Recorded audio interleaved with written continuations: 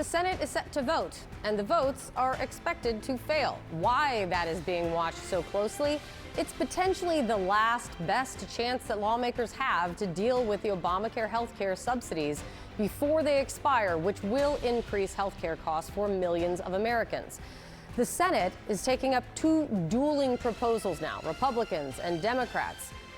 You won't be surprised, blaming each other for where this has ended up, even though they have been talking about this coming deadline for months and months. And Donald Trump even floated for a moment that he was going to put out his own plan to fix the problem.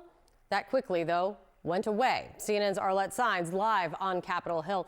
Arlette, set the stage for everyone about what is going to happen and what you're hearing behind the scenes. Well, Kate, in just about 2.5 hours, the Senate will hold votes on competing plans from Republicans and Democrats on health care. But with both of those issues expected to fail, it is now raising the chances that millions of Americans will see their health care premiums spike in the new year. Now, this issue of the expiring Obamacare subsidies was at the center of that fight during the government shutdown. But even after the government reopened, both sides have been unable to come to an agreement on a bipartisan proposal to extend those subsidies. Instead, Democrats and Republicans are essentially holding messaging votes. The Democratic plan would extend these expiring subsidies for 3 years, while Republicans have presented a proposal that would shift money to health savings accounts for some Americans and does not specifically address those expiring subsidies. Democrats and Republicans right now have been unable to come to the table on a bipartisan solution. Take a listen. I don't think the Democrats have shown any willingness to reform Obamacare, which has failed the American people. I'd be open to more reform efforts, probably through reconciliation.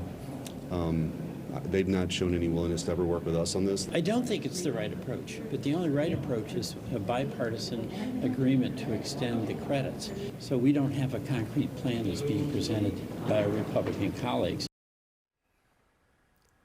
Now, Senate Majority Leader John Thune has not completely closed the door to the possibility that there could be an agreement to extend these subsidies. There have been bipartisan talks happening behind the scenes among rank and file members for months now. Question is whether anything could actually advance once these votes fail in the Senate. But then there's the issue of the House. House Speaker Mike Johnson has been very blunt in saying that he could not get the Republican votes to extend these Obamacare subsidies, but he is facing pressure from some moderates within his conference. There are various proposals that Republicans have floated in the House that would extend subsidies for a short period of time with some reforms, but it really right now is unclear whether Congress will do anything at this point to address those expiring subsidies, potentially raising healthcare premiums for millions of Americans. Yeah, do anything before they plan to leave town, but we will have some clarity on at least what they're not going to vote for, it sounds like, in just a couple hours. Arlette is there for us. Thank you, Arlette. John. All right, with us now, CNN political analyst Jackie Kucinich and senior contributor at Axios, Margaret Talev. And Jackie, just to make sure I'm hearing this right, basically a 0% chance that either of these votes in the Senate today pass?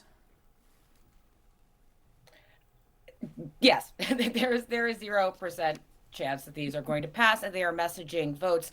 And, you know, the danger here is that not only these premiums going up, is that Republicans in particular are continuing to have this conversation going into the new year, which, you know, then we're even closer to the midterms. Listen, Democrats know that this is good terrain for them. The government shut down over this, so they have no reason to really capitulate to Republicans, any of these HSA type plans that they put forward.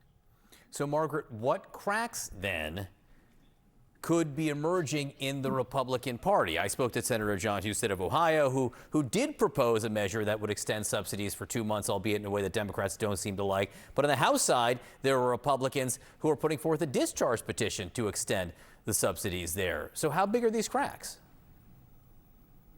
Yeah, that's right. I mean, so the discharge petition issue, for those not familiar with the parlance of Congress, this is a way to bypass House leadership. The default rule in House leadership and the Republican caucus, or really, I guess, either caucus, has been if a majority of your party doesn't support it, you're not going to bring it up for a vote. But you've got this block of half a dozen or upwards moderate Republicans who are who think that these subsidies, the ACA subsidies, should be continued at least for some period of time. You're talking about 20 million Americans who are going to be impacted when the subsidy goes away. And no surprise, a lot of them are Republican. Like healthcare affordability doesn't check what party you're affiliated with. And so you've got Fitzpatrick out of Pennsylvania and a number of other moderate Republicans. And I think Marjorie Taylor Greene has joined the ranks too, who are saying, maybe there's some kind of compromise that they could reach with Democrats. Using this discharge petition, you would bypass House Speaker Mike Johnson and the leadership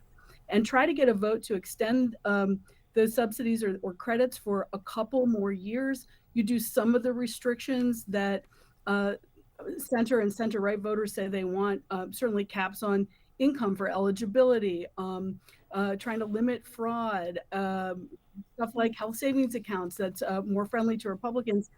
The big question is that you could pass it right now if Democrats went along with that, but will Democrats, and I don't think you could lose any or maybe a couple. Right. Like you need a majority of Democrats plus those breakaway moderate Republicans. But I'm not sure if there's enough support for it, but it seems like the only bipartisan compromise to watch right now.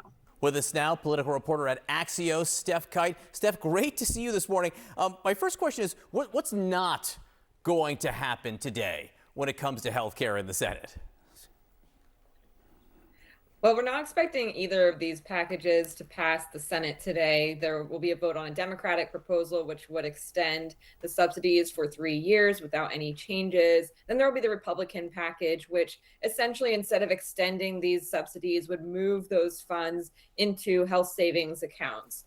These are two very partisan proposals. There's been a lot of bipartisan discussion over the past few weeks and months, and it seemed that maybe there could be some sort of passable plan that would come together, but that never really happened, with both parties deciding that they wanted to vote on their measures, on solutions that they think work best for the American people. And this really does make it pretty sure that these subsidies will expire at the end of the year, barring some kind of last minute deal that gets thrown together.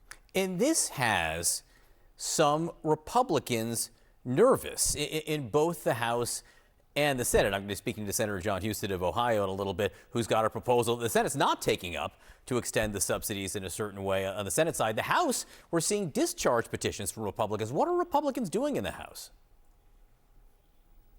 Yeah, there are certainly moderate Republicans in both chambers who want to see some kind of a bipartisan compromise, who think there is a pathway to getting something done, working with Democrats across the aisle to solve this problem. You pointed out Senator John Husted is one who has been having conversations and came up with his plan. Senator Josh Hawley is one who for a long time now has been urging Republicans to do something about these expired subsidies. He's one to watch today when that Democratic proposal comes to a vote, whether he may decide to throw some support behind that proposal as well. And then in the House, as you point out, there are moderate Republicans who have been backing and even bringing forward their own discharge petitions that would short-term extend these subsidies, and for some of them provide additional reforms and changes to the program, which could make it more palatable to more Republicans. Whether we actually see those proposals in the House get the needed 218 signatures to move forward to get around Speaker Johnson is still an open question, but they do kind of thread the policy needle in a way that will be interesting to watch and see whether Democrats are actually willing to work with Republicans on this issue to join onto a Republican proposal to move forward. Yeah, there is pressure on both parties here. There seems to be a lot of members in swing districts nervous about the idea of doing nothing, though. Steph Kite, great to see you this morning from Axios, as always. Thank you.